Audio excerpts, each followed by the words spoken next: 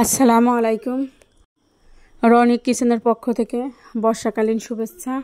আমার আজকের রেসিপি মিষ্টি আলুর পান্তুয়া, রসে টইটুম্বুর রসগোল্লার মতো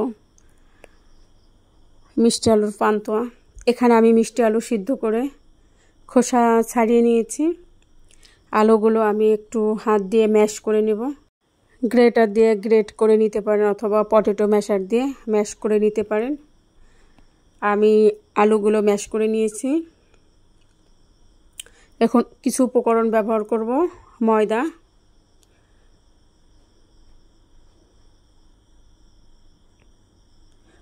অল্প পরিমাণ ব্যবহার করতে হবে।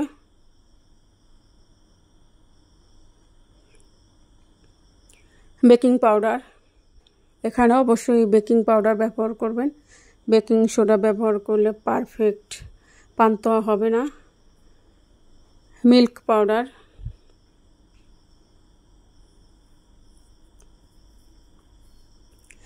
ঘি আমার বাসায় তৈরি করেছিলাম, হোমমেড ঘি। এখন আমি সবগুলো উপকরণ হাত দিয়ে সুন্দর করে মেখে নিব।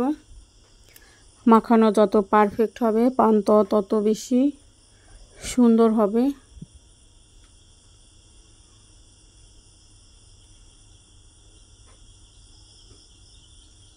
সুন্দর একটি ডো তৈরি হয়েছে। এখন আমি হাতে ঘি মেখে নিয়েছি। সামান্য একটু করে লেচি কেটে নিয়ে হাতে গোল করে মিষ্টির মতো শেপ দিব। আপনারা এখানে লম্বা অথবা আপনাদের পছন্দ মতো যে কোনো আকৃতির শেপ দিতে পারেন। একটি পান্তুয়া তৈরি হয়ে গিয়েছে, আমি আরেকটি পান্তুয়া তৈরি করছি। একইভাবে আমি সবগুলো পান্তুয়া তৈরি করব।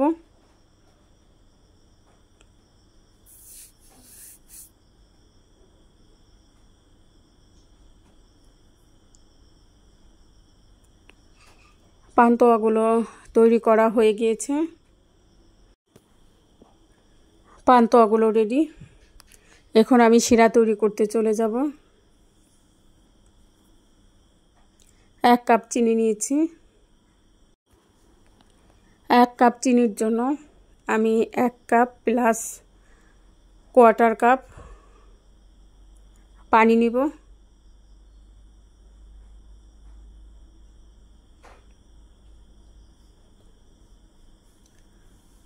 চুলায় তেল বসিয়ে দিয়েছি, হালকা গরম হয়ে আসছে। এখন আমি পান্তুয়াগুলো ভেজে নিব। খুব বেশি গরম তেলে ভাজা যাবে না,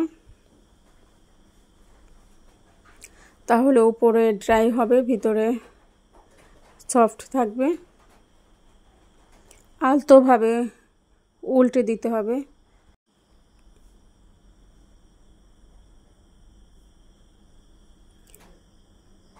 আপনারা এখানে কালো জামের মতো কালার করতে পারেন।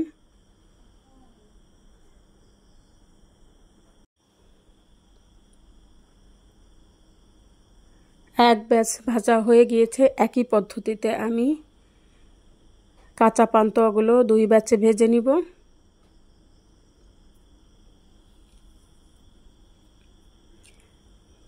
সুন্দর করে তেল ঝরিয়ে নিতে হবে।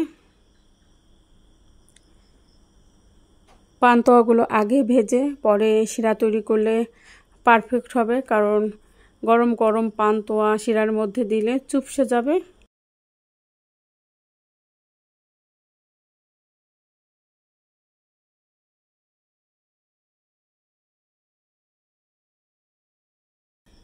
আলতো হাতে একটু উল্টে পাল্টে দিতে হবে, তাহলে সুন্দর কালার আসবে।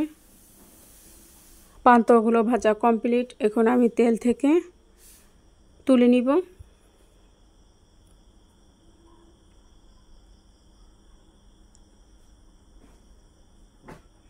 মিষ্টিগুলো ঠান্ডা হতে দিয়েছি, আর এদিকে আমি শিরা তৈরি করছি।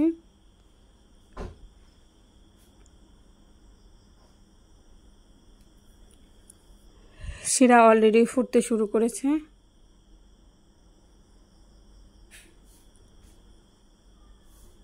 লেবুর রস দিলে শিরা জমাট বাঁধবে না।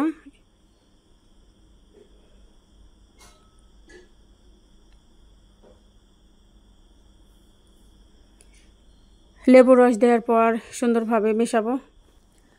2টি এলাচ দিয়েছি।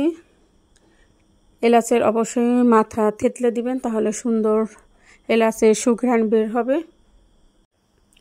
শিরা রেডি। এখন আমি কুসুম কুসুম গরম পান্তুয়াগুলো শিরার মধ্যে ছেড়ে দেব।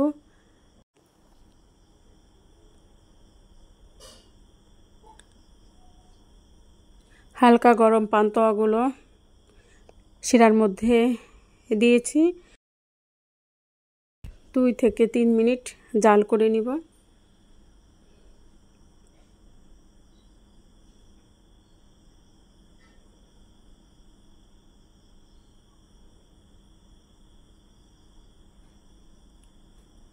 জাল করে নিলে শিরাটা পান্তুয়ার মধ্যে সুন্দরভাবে প্রবেশ করবে।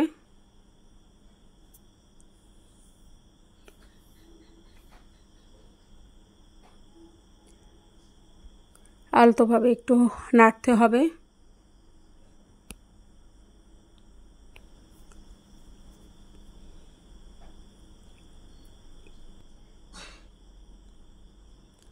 এখন আমি চুলা অফ করে দিয়েছি।